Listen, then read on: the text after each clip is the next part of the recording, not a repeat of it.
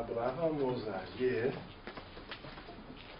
de la progresión de la mente y cómo se crea expectativa. Tal vez pequeño dibujo pueda nos ayudar a decir que hay un tiempo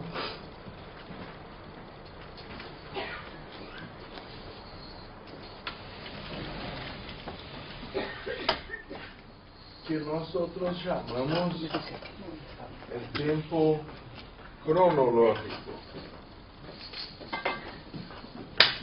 que va del pasado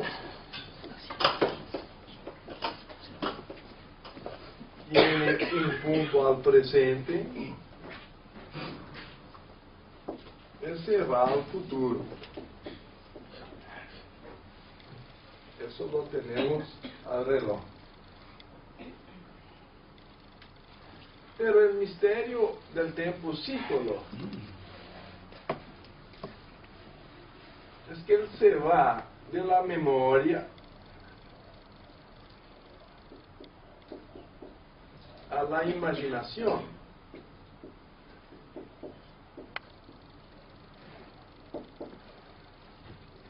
Pasando por un punto central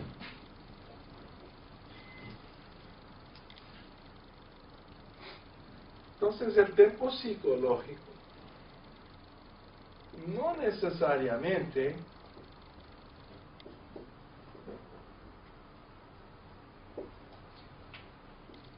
sigue la misma línea, aunque parezca, porque él es una proyección del placer se dice,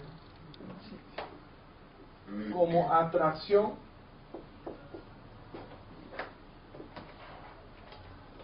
así,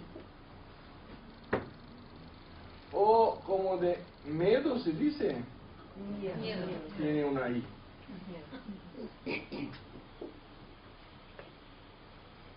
Él se pone como repulsión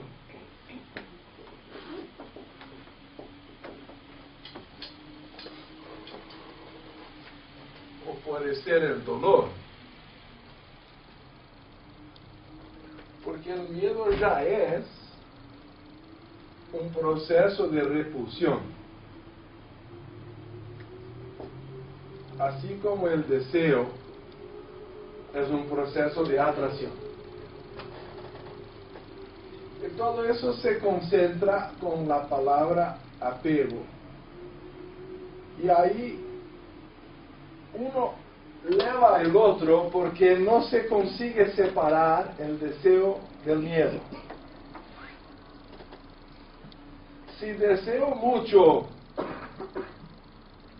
por ejemplo, pasar en una prueba para la universidad, eso puede ser la causa de no tener condición de hacer una buena prueba, porque el exceso de deseo me genera el miedo del fracaso. Y ahí da el blanco a la prueba. O al contrario, toda vez que hay un miedo, es porque hay un deseo opuesto. Si digo que tengo miedo de morir, es porque deseo vivir. Cuanto más deseo vivir, más habrá miedo de morir. Entonces, Krishnamurti insiste que son dos lados de la misma moneda. Pero lo que no está claro para la mayoría de las personas es que la imaginación es virtual. La memoria también es virtual. La única cosa que es real está en el presente. Y es difícil estar con la mente en el presente. La mente tiene una tendencia a crear el tiempo psicológico. El tiempo psicológico se puede medir por el apego. El tiempo cronológico por el reloj, se escribe así. Sí.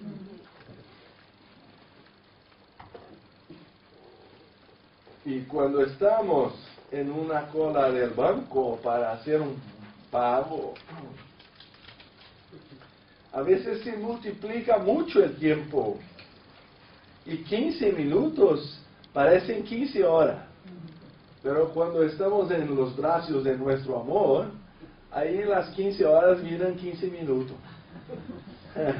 Entonces, el tiempo psicológico es completamente distinto del tiempo cronológico.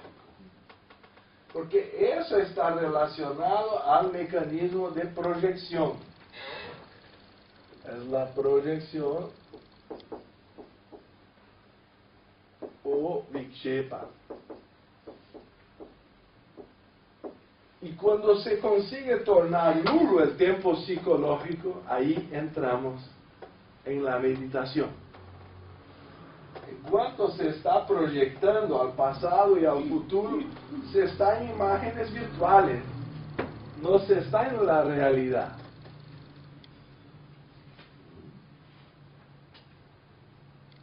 Entonces vamos a volver a los 9 obstáculos enumerados por Patanjali en el Yoga Sutra.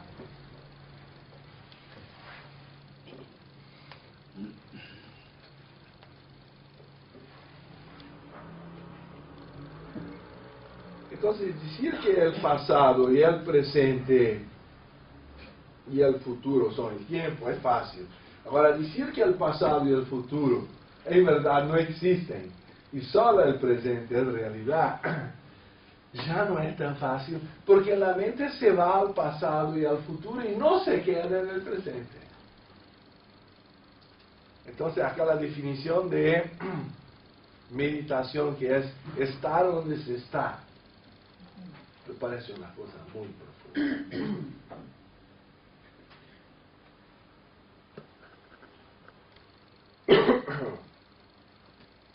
Y si entonces Patanjali hemos mencionado ayer que hay 9 causas o obstáculos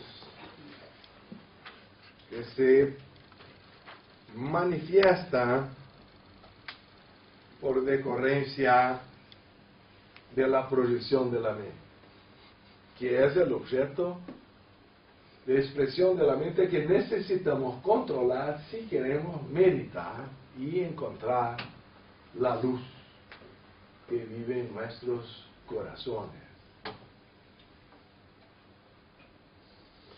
Doença, languidez y duda. Entonces, dolencia, hemos hablado ayer, es un impedimento obvio cuando hay fiebre, cuando hay dolor de dientes, cuando hay cualquier dolor, ya es un problema para concentrar la mente. Languidez ya es una falta de vitalidad, de intensidad, de ánimo para hacer, para mantener la posición a la meditación. Entonces uno se queda flojo, de a poco se va a dormir. Ahí también la meditación se perdió. Y la duda, por supuesto, donde no hay fe, pero la fe que queremos no es ciega. Por eso la sociedad teosófica está basada en el principio de la libertad de pensamiento, porque hay que trabajar todas las dudas hasta que nos quedemos con nuestra propia convicción, que nos dé fuerza para practicar. La fe no resuelve el problema como quieren algunos, sino que es condición de práctica. Si no lo acreditamos que la meditación puede nos llevar a algún lugar, es más probable que no empecemos o que lo tiremos afuera. Hemos hablado también sobre la mundanalidad o negligencia, pereza y mundanalidad. Son los otros 4, 5 y 6. Negligencia cuando se hace la cosa sin corazón o de cualquier manera para terminar, para librarse uno. Eso no va a producir resultado porque no hay la sustancia. ¿Cómo se sabe cuando uno es amado? Lo sabemos. Cuando nos pone atención, cuando hay paciencia por nosotros. Si están siempre con presa, sin paciencia y sin dar atención, ya sabemos que el amor ha sacado vacaciones. Por lo menos al principio no está. La manifestación del amor está en querer uno próximo, en darle atención, en tener paciencia a su ritmo. Si queremos moldar a uno, puedes imaginar un jardinero que solo porque encuentra un botón de rosa ya lo quiere abrir, porque se va a desarrollar abriendo, entonces lo ayudo de una vez, pero voy a matar la rosa. Entonces, uno de los desafíos de la vida para una pareja, para la relación con los hijos y los padres y las generaciones, es saber respetar el ritmo de crecimiento de cada uno, ¿verdad? El ritmo de movimiento, el ritmo de pensamiento, saber oír, todo eso. Entonces, si hay negligencia, si queremos hacerlo así, incluso decía Patanjali que es peligroso movimentar fuerzas que después no se controlan. Y hay estas ambiciones por Kundalini, poderes, y vibhutis, y siddhis. Ya la voz del silencio empieza diciendo que ese es el libro para aquellos que no conocen los peligros de los siddhis.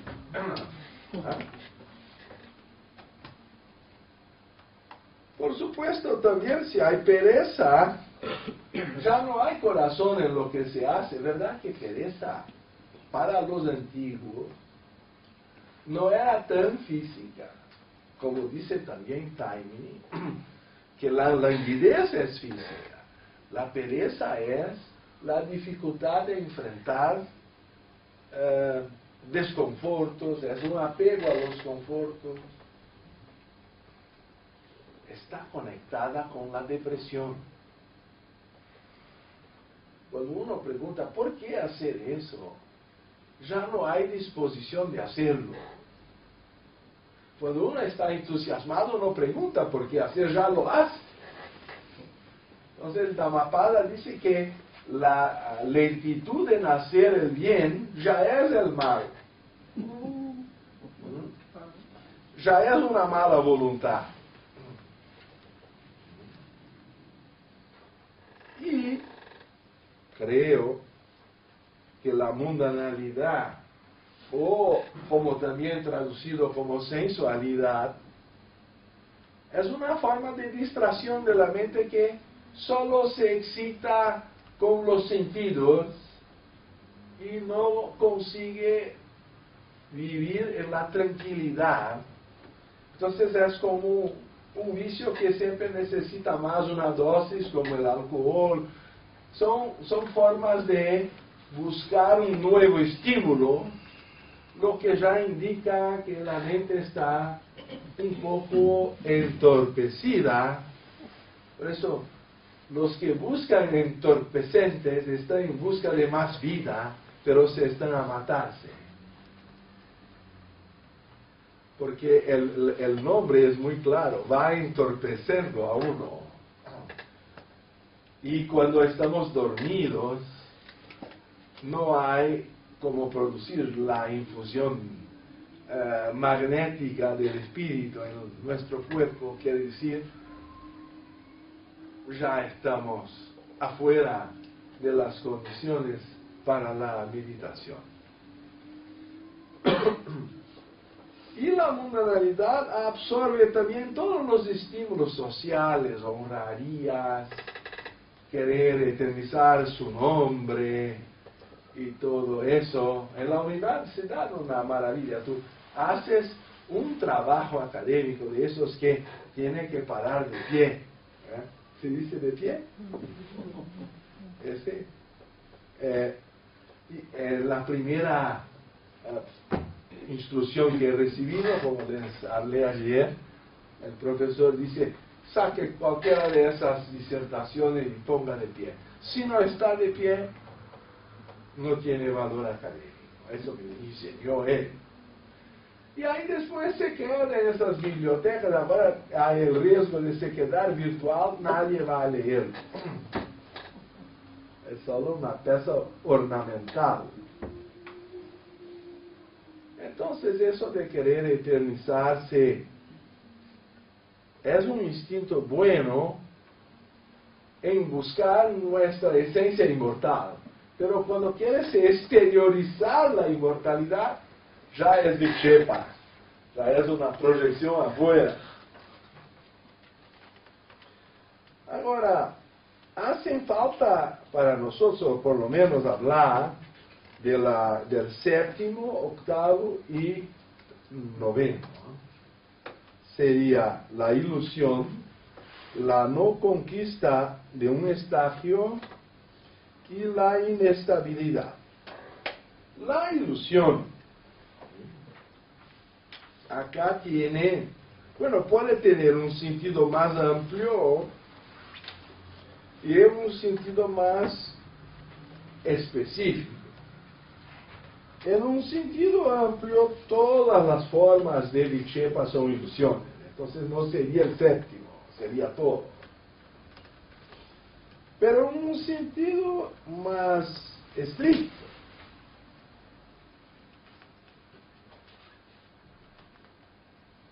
Dr. Tiny hace el comentario de las personas psíquicas que al oír un sonido o tener una visión de una luz, ya creen que Dios está hablando con uno. Eso es una ilusión de proyección del ego psicológico. Querer ser grande, escogido entre los apóstoles, elegido como especial. Noción equivocada o conocimiento falso, según Vyasa. Ya Vivekananda y Prabhavananda lo prefieren como falsa percepción, que ahí está tomar un sonido como algo. Branti es la palabra usada por Patanjali.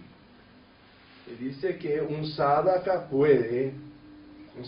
es aquel que aspira porque está practicando sadhana, que es la disciplina. Es un discípulo o aspirante al discipulado. Puede, por ejemplo, empezar a ver luces, oír varios sonidos de varias especies durante sus prácticas iniciales. Y estas cosas son muy espurias. Entre tanto, muchos sadhakas excítanse con esas experiencias triviales. También llega a comentar que algunos son bastante ingenuos a pensar en que han visto a Dios, lo que caracteriza la ilusión aludida de una excitación poco saludable que causa perturbación como obstáculo a la concentración o aprofundamiento de la meditación. En la República de Platón, uno de los problemas para salir de la caverna es que hay, no sé, piedras, seixos se dice en español, piedras faiscantes, coruscantes, que tienen alguna capacidad de despejar o luminosidad, a veces fluorescentes, pero eso es más raro en una caverna. Lo más común es tener reflejos. Entonces, al revés de procurar el sol que está afuera de la caverna, el individuo se queda encantado con los reflejos a las paredes y no sale. Entonces, como decía Krishnamurti, que los poderes psíquicos son como una cándela, una vela, ¿cómo se dice? Una vela. Acesa, encendida, a una plaza con el sol del mediodía. Entonces no significa casi nada. Pero para uno que no tiene nada, aquella vela puede dar el sol de mi vida. Entonces uno toma lo espurio y lo secundario como si fuera el primario y más importante. Y ahí se queda hacer un desvío de rumbo. La palabra desvío es la amartía que hemos hablado ahí, o fue Isis que habló el término griego para pecado. Es que cuando se va a enviar la seta al algo, se desvía, se pierde, se está a perder la búsqueda, el punto que se debería alcanzar. Entonces, ahí, al revés de salir de la caverna para conocer el sol, uno se pierde. Claro, estaba en tinieblas, ha venido algunas lucecitas, ya cree que no precisa más irse, ya está, ya lo toma los secundarios sin conocer el primario. Entonces, esta ilusión puede ser un desvío principalmente a personas de tendencia psíquica que tienen esta sensibilidad astral. Entonces, cada uno de los obstáculos puede atingir diferentes temperamentos, lo que no quiere decir que no podamos tener más de uno simultáneamente. El octavo obstáculo, llamado Darshana Alabdha Bhumivakta, Bhumikattva, perdón, que siendo el clásico comentario de Vyasa, perder el foco o no atingir el estado de trance o samadhi. Quiere decir, un estágio hasta otro debe llevar a un punto de profundidad.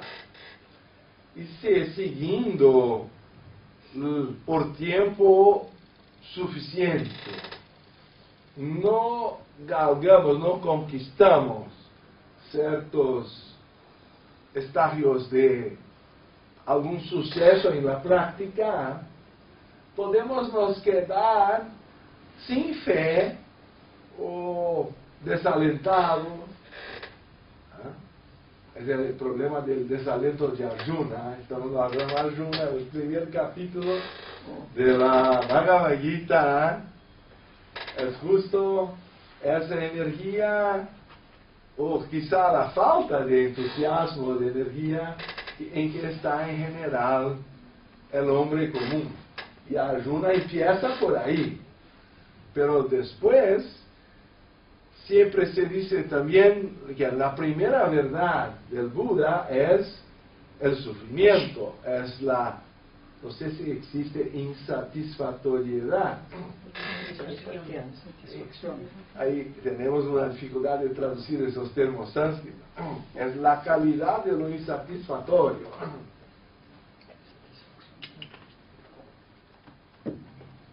Y porque a veces decir, el chico está sufriendo, hay sufrimiento en la niñez, hay sufrimiento en la madurez, hay sufrimiento en la vejez y quizá después de la muerte, pero más actualmente se prefiere traducir como insatisfacción. Porque toda vez que la mente está proyectada, la consecuencia del apego es, ¿se dice tedio en español? La consecuencia es tedio o insatisfacción. La dolencia del siglo. ¿Tiene dos?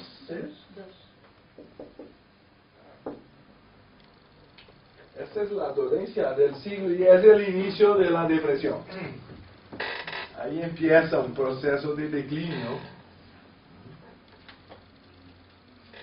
Entonces hay que quebrar este proceso de proyección de vikshepa que pone afuera una felicidad que nunca se va a alcanzar, porque en realidad es un espejo de lo que está, la verdadera felicidad está adentro. Él dice, el fracaso después de razonable esfuerzo en obtener o se establecer en el estágio siguiente como pondera Taimni, puede causar distracción y perturbación a perfecta ecuanimidad de la mente, tornándose así un obstáculo a la concentración mental. En general está bien porque está asociado a alguna negligencia o falta de esfuerzo. Uno de los puntos que el Buda lo dice que hay que tener un reto esfuerzo. Correcto esfuerzo, reto esfuerzo. Pero esto viene después del reto medio de vida. Ahí lo dicen que el reto medio de vida es solamente tener una manera honesta de vivir. Pero es más que eso. Es arreglar la vida para que haya energía disponible al autoconocimiento y la meditación. Si nuestra manera de vivir se encuentra a decir, no tengo tiempo para meditar, como muchos occidentales lo dicen con mucha naturalidad, es que el sexto paso, que el reto esfuerzo, viene después del quinto, que es el reto medio de vida. Entonces nuestra manera de vivir no está recta. Si no se consigue arreglar, o estamos gastando mucho, consumiendo demasiado, o recibiendo poco, entonces tenemos que arreglar, vamos a gastar menos y tener más tiempo para meditación. Si somos esclavos por deuda, era una manera de los romanos tomar esclavos. Uno se quedaba con tantas deudas de la tarjeta de... Oye, la tarjeta de crédito puede ser causa de esclavitud. Así perdemos la libertad y no podemos, ahí no tenemos la vida organizada para la meditación. Entonces empieza por una recta percepción o comprensión según el Buda. Ahí viene el reto pensamiento, palabra y acción. Y ahí el medio de vida es una consecuencia. Y ahí hay tiempo y para el esfuerzo y para conquistar los estagios de recta memoria, que es una anamnesis, hasta llegar al samadhi o el éxtasis que abre las puertas del nirvana.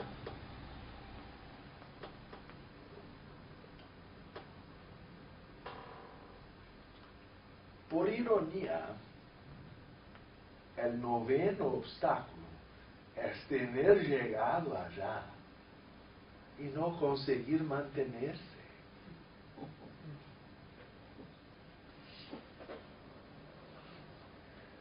Dirían ustedes, no, eso no es posible. En primer lugar, si no fuera posible, creo que Patanjali no colocaría ahí, no pondría. Segundo, por mi experiencia, uno de los más difíciles. Porque atingir ciertos estados, alcanzar ciertos estados de meditación más profunda, puede también despertar emociones que estaban adormecidas. la energía que se produce en la meditación, puede afuera, por eso hay toda una idea de probación en el camino espiritual, porque ella va a despertar emociones mal resolvidas. Entonces uno llega a un estadio superior, pero entonces despierta nuevas pruebas que creía estar resolvidas y ya no se consigue mantenerse. Entonces deben conocer de Segovia, San Juan de la Cruz, ha escrito este libro sobre la noche oscura del alma. Quiere decir, es una obra sobre el noveno estadio, o obstáculo. Que uno ha conquistado la luz, y ahí viene su mayor prueba, su más grande prueba es conseguir mantenerse en la luz, y alguna tendencia a caer después es normal en la senoidal de nuestra evolución, que va teniendo cada vez altos y bajos menos, vamos a decir, extremado, hasta que se llegue a un nirvana de estabilidad. Pero él dice, por Vyasa, la inestabilidad es la incapacidad de la mente se mantener en cualquier estado que ha sido atingido o conquistado, porque él se torna estable solamente cuando el estado de Samadhi o transi fue alcanzado, conquistado, establecido. Taimini considera que hasta cierto punto un retroceso temporario es inevitable en todos los procesos mentales, pues parece obvio que es solamente por la práctica que se puede llegar a la perfección. Eso hemos dicho ya ayer. Por otro lado, el caso de se perder una posición ya conquistada puede surgir por la propia inconstancia en la mente. Y en este caso es que la inestabilidad decorre de la inherente falta de firmeza de la mente, y que podría afirmarse que Vikshepa está presente, causando perturbación y configurándose como más un obstáculo que merecería un tratamiento especial. Entonces, hemos dado una viajada muy rápida por los 9 obstáculos, y tendríamos entonces las 9 técnicas opcionales como antídotos a estos obstáculos. Hemos hablado ya de por lo menos 3. El mantra Om, que utilizamos un poco hoy a la práctica, o cualquier mantra vale. La idea está en los mencionados sutras. Y los 9 que vienen en secuencia desde el 1.32 hasta el 1.39, él dice, para remover esos obstáculos debería haber la práctica constante de una verdad o principio. Los autores parecen diversificar la interpretación o variar, pero algunos puntos son convergentes. Primero, Prasada lo dice, habituarse a una verdad sería Dios, en este contexto. Segundo Vyasa, una verdad. Segundo Vachaspati, una verdad es Dios en este, porque ese es el contexto del sutra. Vivekananda dice, para hacer formar o tomar a forma de un objeto, que sería como Kod, la aspiración firme y devoción a un ideal para superar los obstáculos. esta es una revelación bien filosófica de devoción, es un karma yoga. Ofrendar todo lo que se hace al Supremo, no querer para sí la recompensa, el resultado del acto. Poner siempre Dios a frente. Entonces la remoción de esos obstáculos, segundo Rohit Mehta, demanda atención unidireccionada. Y la intención de Patanjali es justamente superar esta distracción o dispersión mental causada por Vikshepa. Entonces tenemos más una técnica que es muy teosófica, vamos a decir así. Si se puede solicitar un poquito más de agua. Esta agua de ustedes, Barcelona debe tener una agua muy especial, o hay algo acá en la sociedad. Algunas piedras magnéticas, una cosa se pone ahí.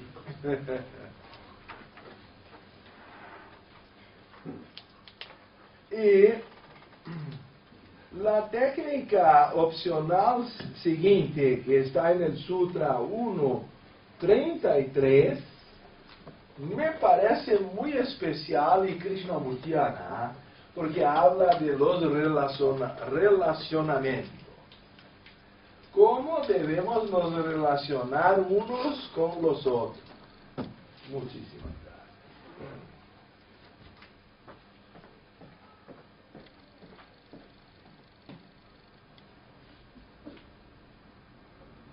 Voy a leerlo en la traducción.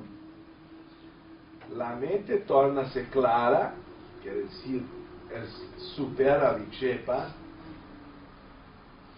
pelo cultivo de actitudes de cordialidad, compasión, alegría e indiferencia, delante de la felicidad, miseria, virtud y vicio, respectivamente.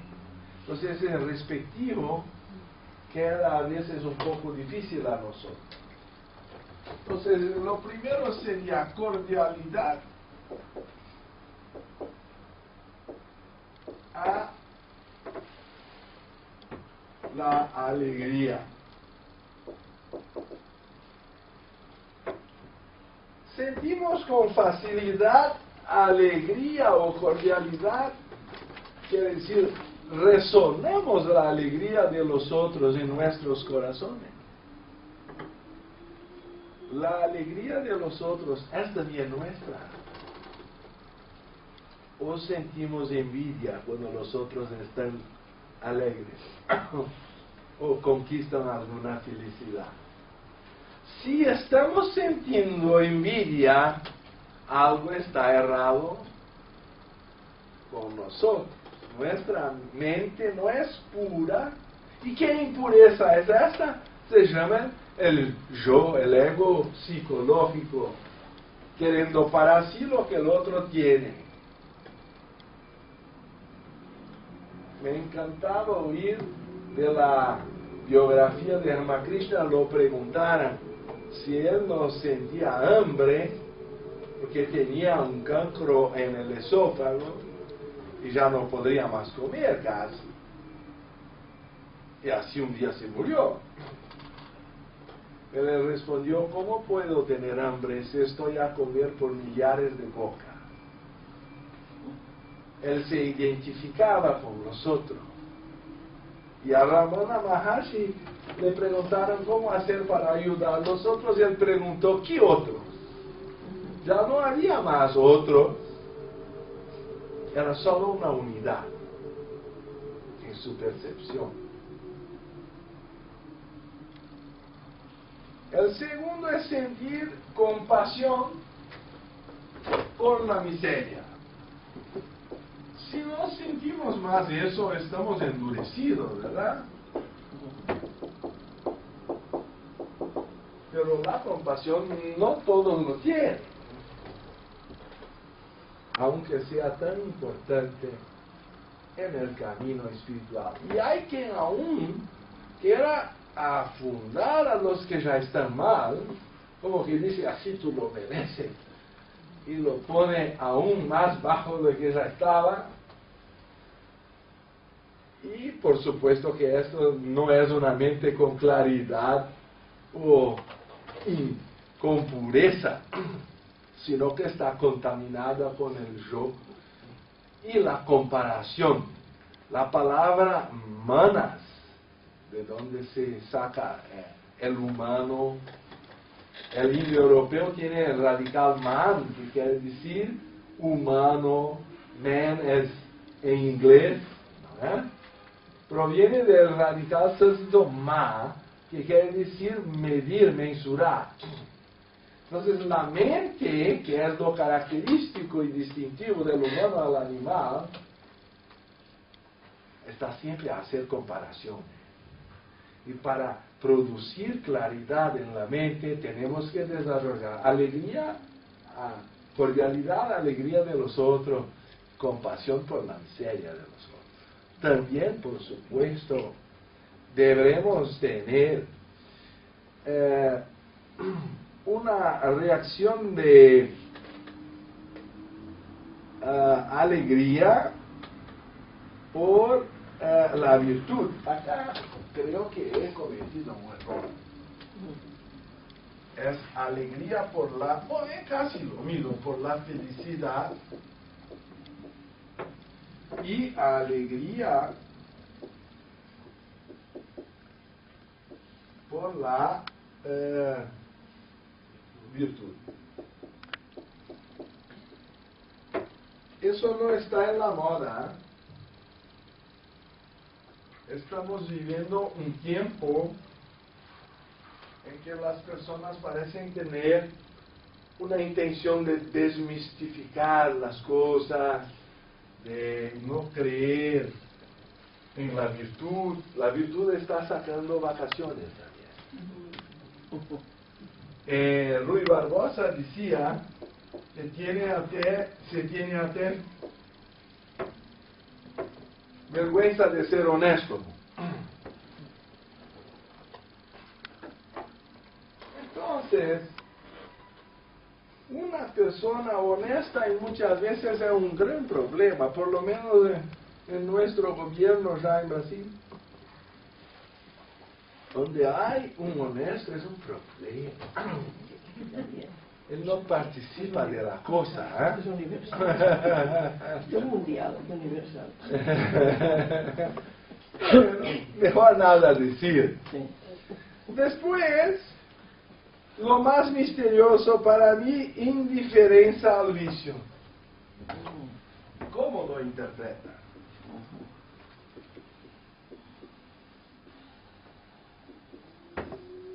Según el doctor Taimi,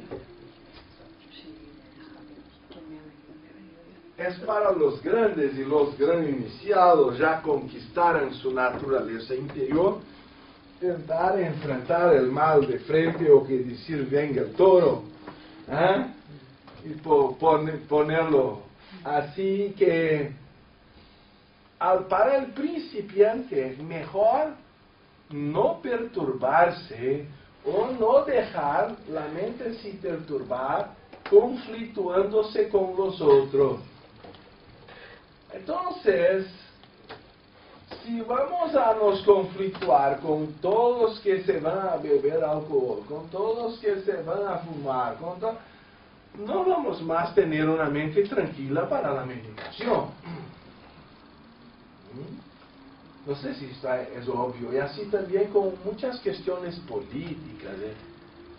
En Brasil costumo decir, el país está dividido en Brasil. Parece que los Estados Unidos también. Y recién hemos tenido un impeachment. Ahí en Estados Unidos no sé lo que vendrá. Pero ni los que conquistaran, ni los que no querían están de acuerdo. Mismo antes o después hay una insatisfacción generalizada.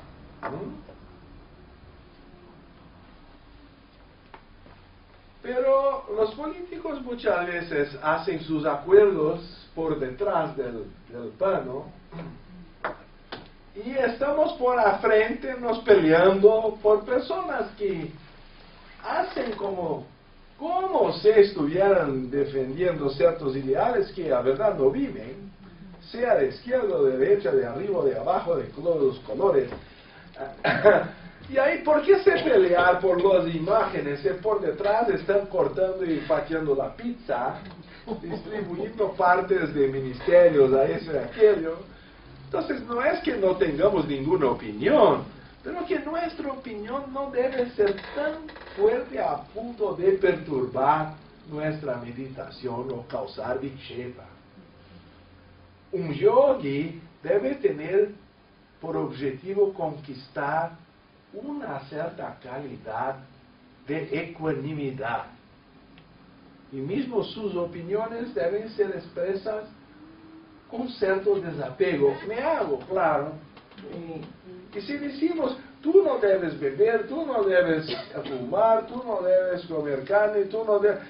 voy a comenzar por los no debes. Te mostraba el libro de Anivesa, que decía que los ideales son más inspiradores que los mandamientos.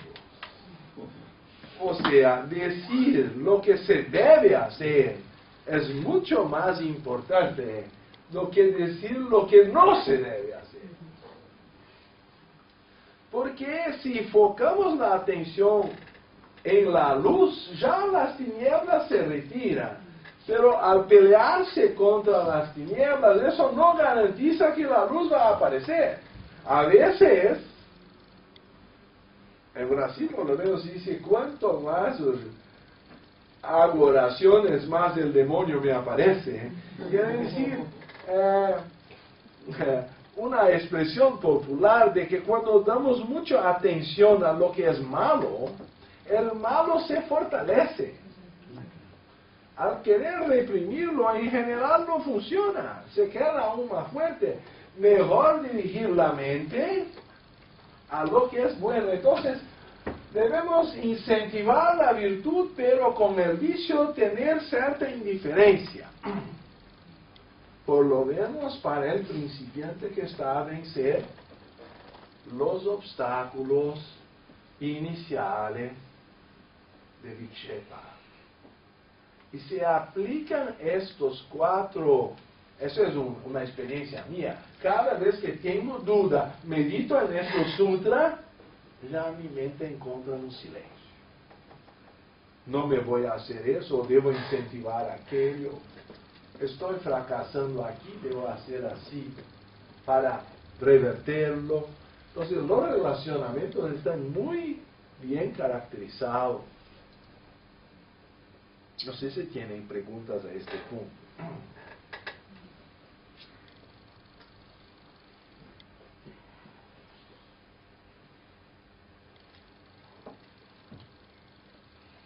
Si no, pasamos al próximo. La tercera, o que ya sería la cuarta, porque es o por la expiración y retención de la respiración. Él lo dice que prácticas preliminares que tienen un objetivo aún limitado no llegan a ser un pranayama y se sitúan más o menos entre la respiración profunda y el pranayama propiamente dicho. Lo que quiere decir que tiene una intención preliminaria y así me parece, clasifico como semejante a las técnicas de Vipassana que hemos intentado hacer ayer. Solo observar la respiración, el ingreso y la salida del aire por las narinas, tener la percepción del flujo de la vida, porque eso tiene mucha profundidad. Me gusta mucho una alegoría de Vivekananda, que decía que un ministro se cayó en desgracia en la India antigua. Y eso no vamos a descubrir por qué, porque no siempre es difícil encontrar que cuando un hombre es honesto cae en desgracia. Pero,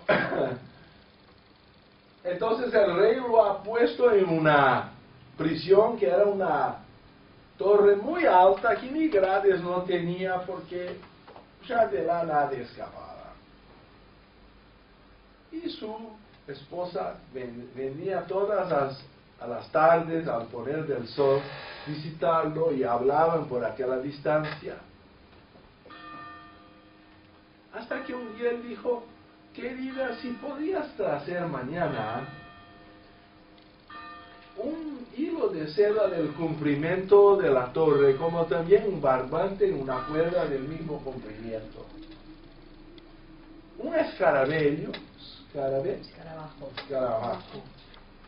y un poco de miel. La señora se quedó muy sorprendida. Debe tener llegado a conclusión ya que el marido y la solitud ya... Pero como era oriental, muy obediente, etc., hacerlo feliz, lo ha traído aquellos elementos solicitados. Y él ha pasado pequeñas instrucciones. Las patas de atrás del escarabajo abajo se amarrar con el hilo de seda por un extremo y al otro extremo del hilo de seda al barbante. ¿Qué es el ¿Barbante? ¿Ah? El barbante es una cuerda. No, la cuerda es gruesa. Sí. El hilo es fino. ¿Y qué se hace para amarrar los libros? Un nudo. No, un cordel. Cordel. Ah, un cordel. Ahí el cordel se amarra un extremo en el hilo de seda y el otro extremo en la cuerda. Y untar la cabeza del escarabajo con miel. ¿Y qué va a hacer el escarabajo? Procurando el miel, va a subir la torre o va a volar arriba. Cuando pasó por la ventana, el ministro le sacó el hilo. Con el hilo, ¿qué podría hacer? Nada, a no ser sacar el cordel. Con el cordel, ¿qué podría hacer? Nada, a no ser sacar la cuerda. Pero con la cuerda se bajó. ¿Ah? Entonces toda la cuestión es que la respiración es el hilo. Ella aparentemente no sirve a nada sino a mantener el cuerpo vivo. Pero si leen la doctrina secreta, el prana está conectado a la respiración y es por el prana que está la voluntad actuando sobre el cuerpo y toda sensibilidad y control de los sentidos se da por el control del prana. Entonces, que la respiración no sea subestimada.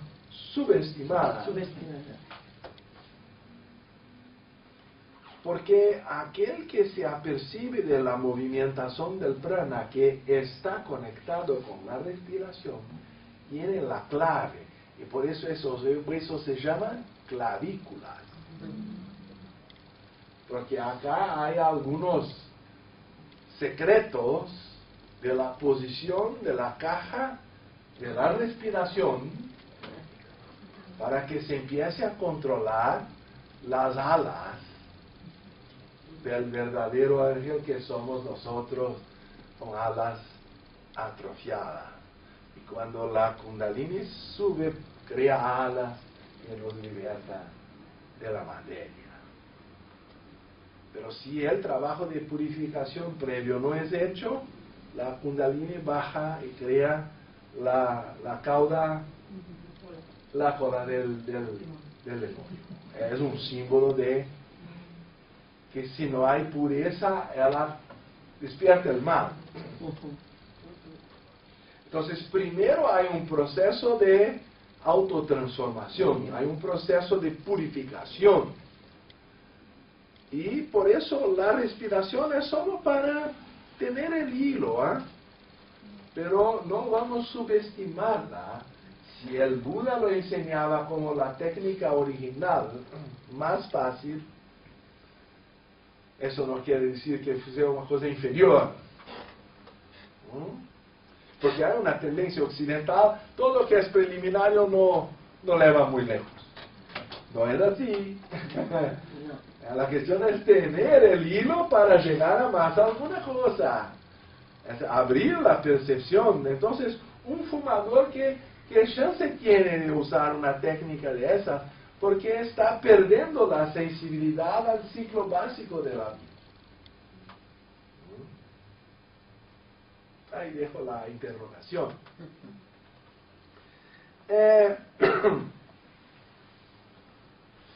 También dice al revés, este Sutra 1.31, cuando la mente está tomada por vikshepa, ¿cuál es la consecuencia inmediata que se puede percibir? Y está puesto como dolor mental, desespero, nerviosismo y respiración difícil. Son síntomas de una condición mental dominada por distracciones o vikshepa. Entonces, al revés, cuando la respiración está perturbada, alguna cosa está perturbando nuestras emociones.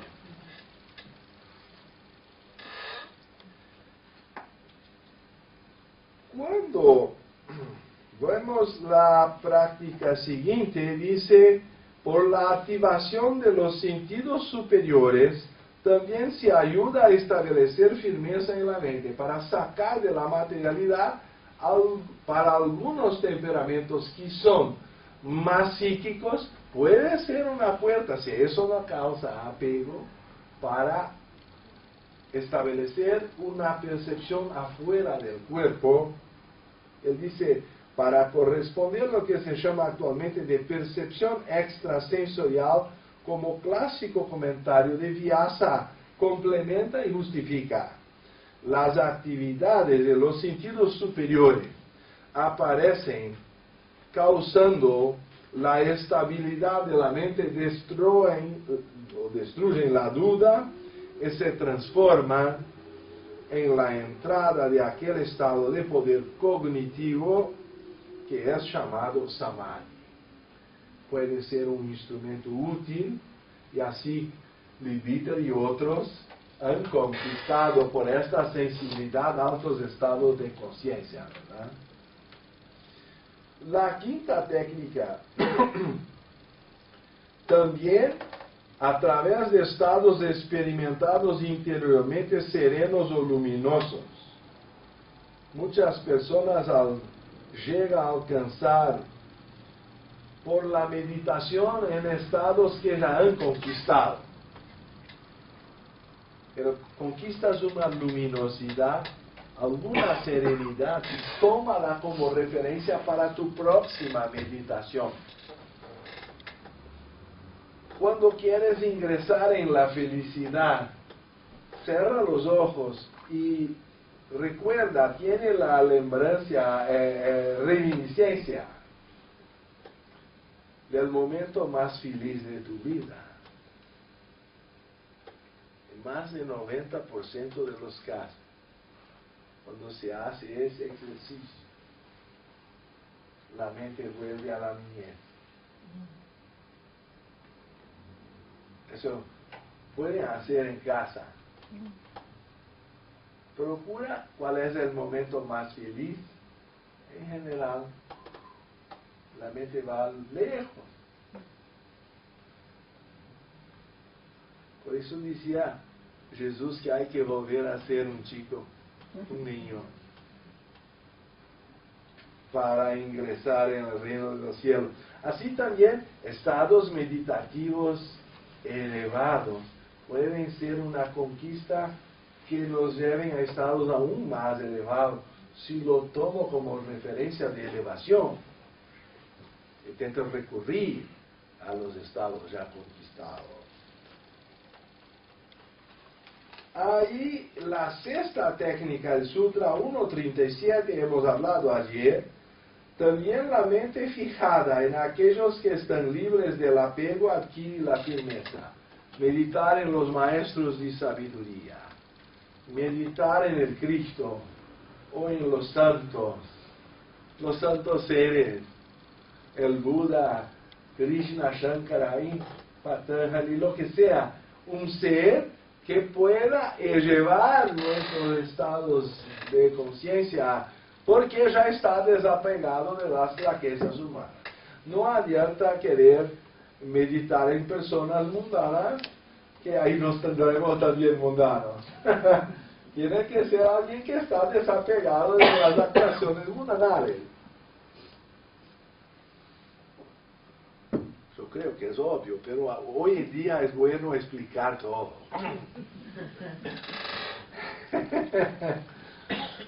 A la secuencia, no, porque muchos toman como ídolos de su vida personas que no son exactamente perfectas. Y estamos cercados de eso por celebridades. Y ahí nos quedamos tan mediocres cuanto gastamos nuestra devoción a cosas que no tienen profundidad.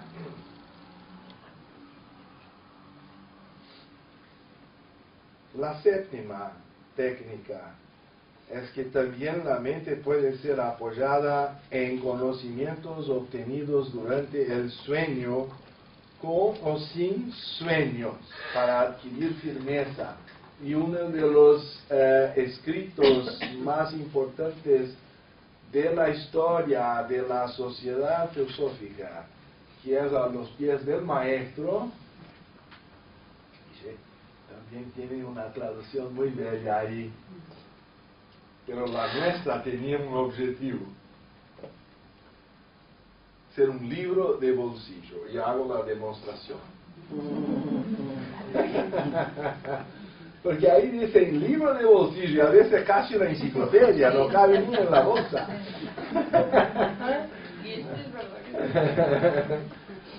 Entonces, se puede llevarlo en cualquier lugar, a la cola del banco, en lugares que están. Yo siempre tengo uno conmigo.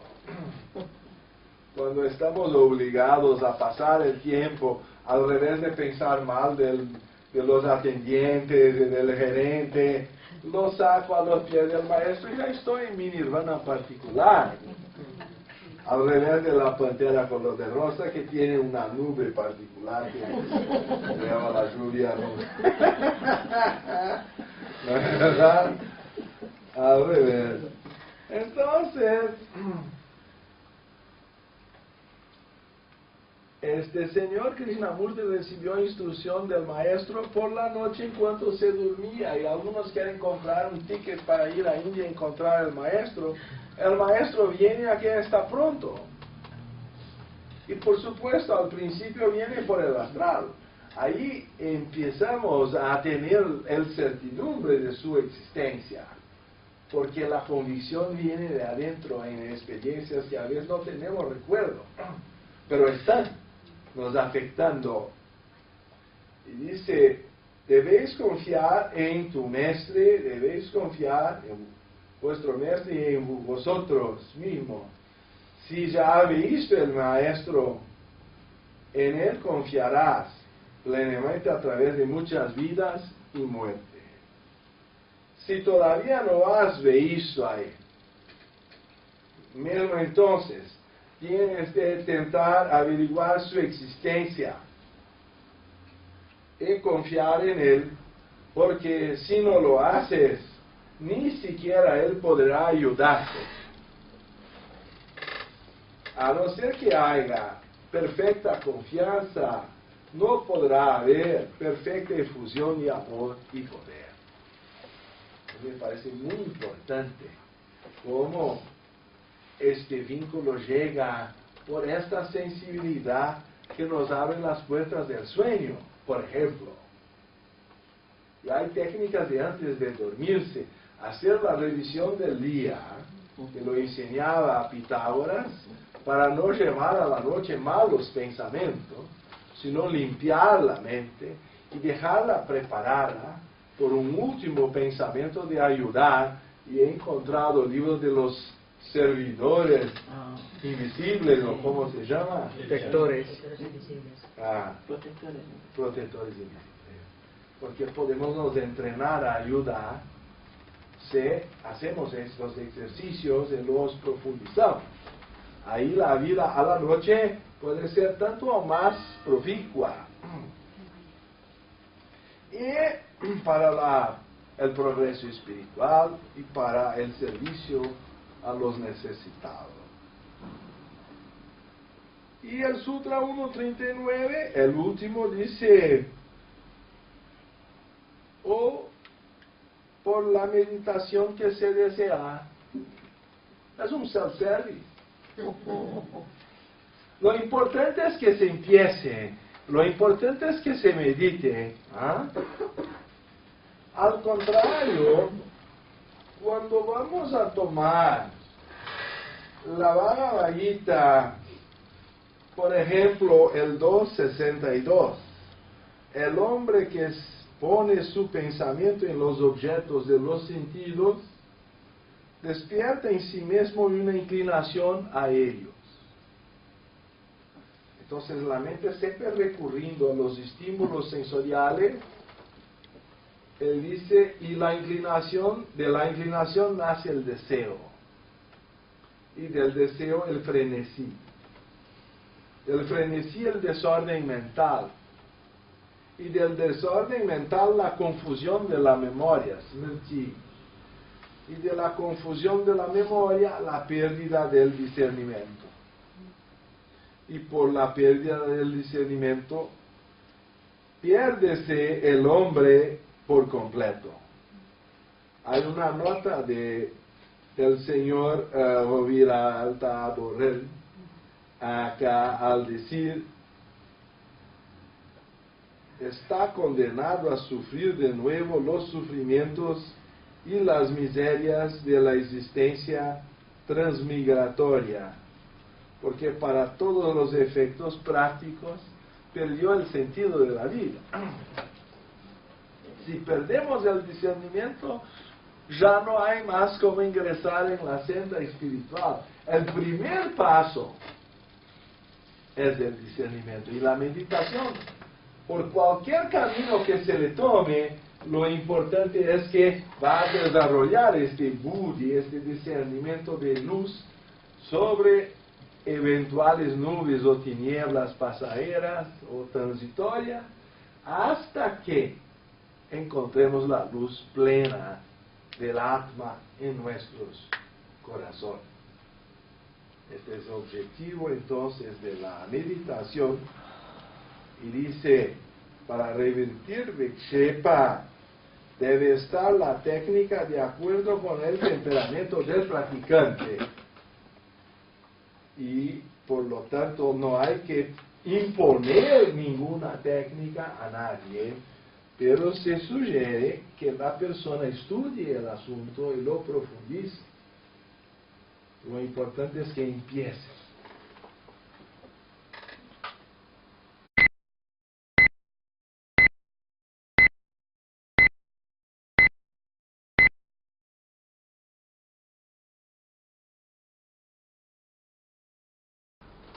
Hablábamos ayer de la progresión de la mente y cómo se crea expectativa. Tal vez un pequeño dibujo pueda nos ayudar a decir que hay un tiempo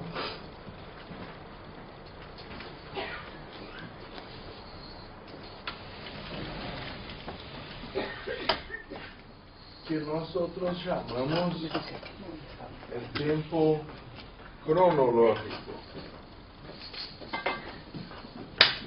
que va del pasado tiene un punto al presente y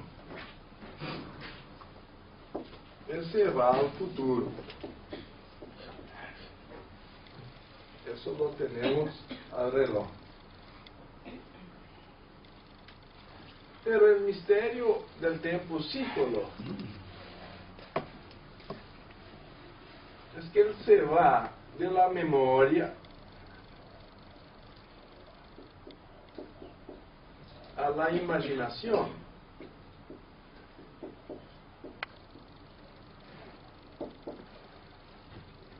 Pasando por un punto central.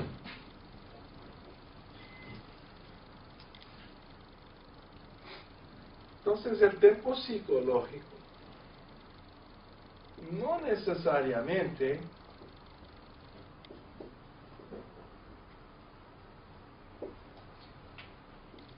sigue la misma línea, aunque parezca, porque él es una proyección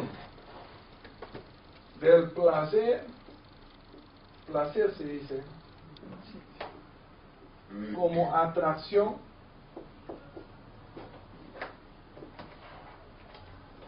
así, o como de miedo se dice, Miedo. tiene una I, por decorrencia de la proyección de la mente, que es el objeto de expresión de la mente que necesitamos controlar si queremos meditar y encontrar la luz que vive en nuestros corazones. Doença, languidez y duda. Entonces, dolencia, hemos hablado ayer, es un impedimento obvio cuando hay fiebre, cuando hay dolor de dientes, cuando hay cualquier dolor, ya es un problema para concentrar la mente.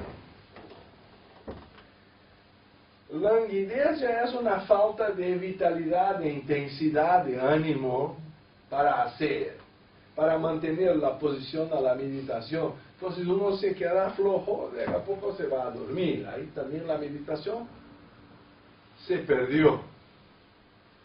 Y la duda, por supuesto, donde no hay fe, pero la fe que queremos no es ciega.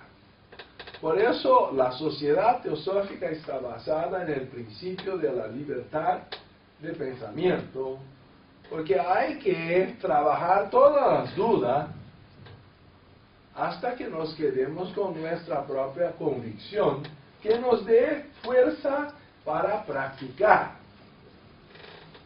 La fe no resuelve el problema, como quieren algunos, sino que es condición de práctica. Si no lo acreditamos que la meditación puede nos llevar a algún lugar, es más probable que no empecemos o que nos tiremos afuera. Hemos hablado también sobre la mundanalidad o negligencia, pereza y mundanalidad. Son los otros 4, 5 y 6. Negligencia cuando se hace la cosa sin corazón o de cualquier manera para terminar, para librarse uno. Eso no va a producir resultado porque no hay la sustancia. ¿Cómo se sabe cuando uno es amado? Lo sabemos. Cuando nos ponen atención. Cuando hay pasión, se escribe así. Sí.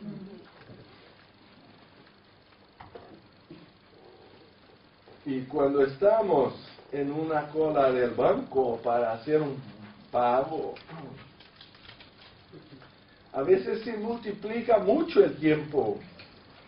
Y 15 minutos parecen 15 horas.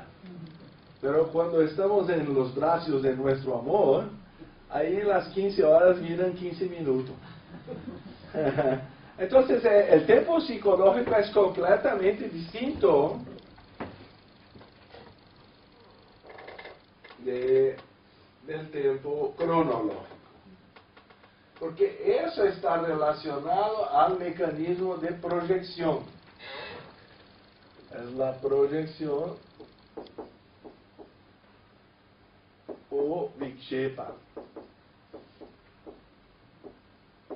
Y cuando se consigue tornar nulo el tiempo psicológico, ahí entramos en la meditación. En cuanto se está proyectando al pasado y al futuro, se está en imágenes virtuales, no se está en la realidad.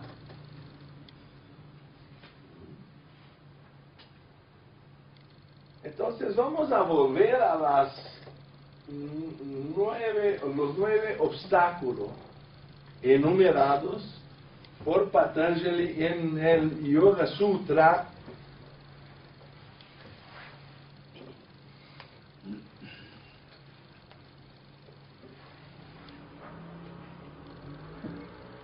Entonces, decir que el pasado y el presente y el futuro son el tiempo es fácil.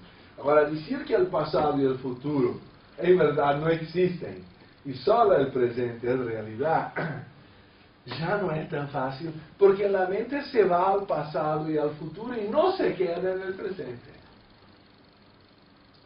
Entonces, acá la definición de meditación, que es estar donde se está, me parece una cosa muy profunda.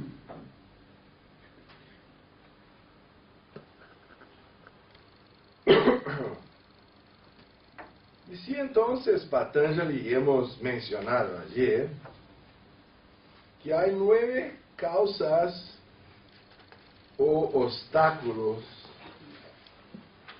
que se manifiestan,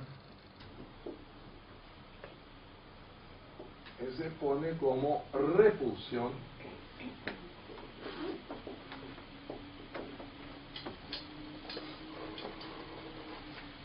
o puede ser el dolor, porque el miedo ya es un proceso de repulsión, así como el deseo es un proceso de atracción. Y todo eso se concentra con la palabra apego. Y ahí uno eleva el otro porque no se consigue separar el deseo del miedo. Si deseo mucho, por ejemplo, pasar en una prueba para la universidad, eso puede ser la causa de no tener condición de hacer una buena prueba, porque el exceso de deseo me genera el miedo del fracaso. Y ahí da el blanco a la prueba. O al contrario, toda vez que hay un miedo, es porque hay un deseo opuesto. Si digo que tengo miedo de morir, es porque deseo vivir. Cuanto más deseo vivir, más habrá miedo de morir. Entonces, Krishnamurti insiste que son 2 lados de la misma moneda. Pero lo que no está claro para la mayoría de las personas es que la imaginación es virtual. La memoria también es virtual. La única cosa que es real está en el presente. Y es difícil estar con la mente en el presente.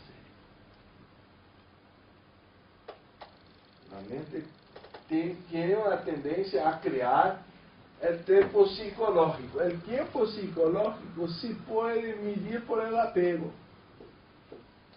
El tiempo cronológico por la ciencia por nosotros.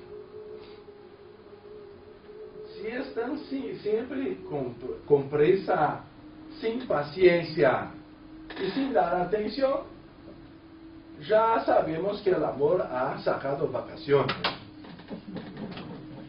por lo menos al principio no está. La manifestación del amor está en querer uno próximo, en darle atención, en tener paciencia a su ritmo. Si queremos moldar a uno, puedes imaginar un jardinero que solo porque encuentra un botón de rosa ya no quiere abrir, porque se va a desarrollar abriendo, entonces lo ayudo de una vez, pero voy a matar la rosa. Entonces, uno de los desafíos de la vida para una pareja, para la relación con los hijos y los padres y las generaciones, es saber respetar el ritmo de crecimiento de cada uno, ¿verdad? El ritmo de movimiento, el ritmo de pensamiento, saber oír, todo eso. Entonces, si hay negligencia, si queremos hacerlo así, incluso decía Patanjali que es peligroso movimentar fuerzas que después no se controlan. Y hay estas ambiciones por Kundalini, poderes, y Vibhutis, y Siddhis. ¿Ah?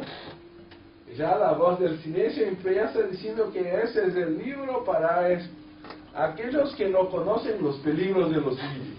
¿Ah? Por supuesto, también si hay pereza, ya no hay corazón en lo que se hace, ¿verdad? Que pereza para los antiguos no era tan física, como dice también Taimini, que la languidez es física. La pereza es la dificultad de enfrentar desconfortos, es un apego a los confortos. Está conectada con la depresión. Cuando uno pregunta, ¿por qué hacer eso? Ya no hay disposición de hacerlo. Cuando uno está entusiasmado,